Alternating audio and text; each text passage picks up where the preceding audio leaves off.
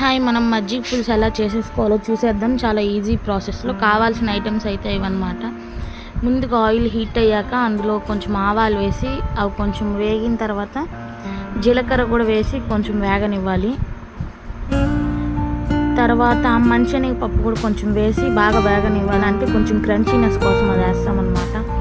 అది అయిన తర్వాత మనం ఫైన్గా చాప్ చేసి పెట్టుకున్న పచ్చిమిర్చి కూడా వేసి వేయించుకోవాలి.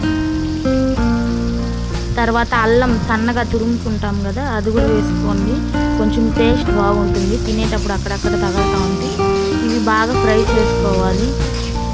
ఎందుకంటే కొంచెం ఫ్రై చేసుకున్నామంటే మనం ఆ మజ్జిగలో వేసినప్పుడు తినేదానికి కొంచెం టేస్ట్ వస్తుంది. సో అందుకని కొంచెం వేసి ఫ్రై చేసుకుంటాం అన్నమాట. ముందు ఇవన్నీ ఫ్రై చేసుకున్న తర్వాత మళ్ళీ కొంచెం సన్నగా తరిగి పెట్టుకున్న ఆనియన్స్ వేసుకొని అవి కూడా కొంచెం గోల్డ్ బ్రౌన్ కలర్ వచ్చేదాకా వేపుకోవాలి.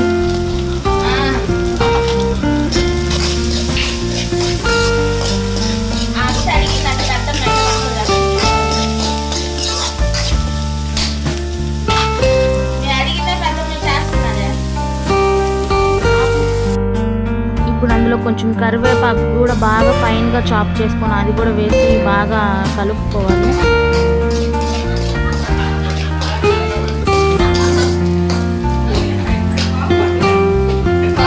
ఇప్పుడు అలాగే కొంచెం ఇంగువ కూడా వేసుకోవాలన్నమాట. ఫ్లేవర్ వస్తుంది, బాగుంటుంది.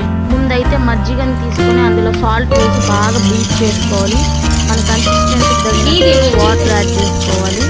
అంటే మజ్జిగ చిక్కగా లేకుండా లిక్విడ్గా ఉంటే కొంచెం బాగుంటుంది. ఈ కన్సిస్టెన్సీలో మనకి ఏ కన్సిస్టెన్సీలో కావాలంటే అలాగే కొంచెం వాటర్ బాగా కొంచెం లిక్విడ్ లాగా కలుపుకోవాలి. ఇప్పుడు అందులో మనం తిరగబాటు పెట్టిన మిశ్రమాన్ని వేసి బాగా కలుపుకుంటే టేస్టీగా మజ్జిగ పులుసు రెడీ అవుతుంది.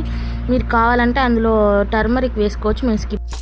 ఈ మజ్జిగ పులుసుకి వచ్చి కాంబినేషన్గా ఉప్పు మిరపకాయలు అలాగే పొటాటో ఫ్రై చాలా బాగుంటుందండి.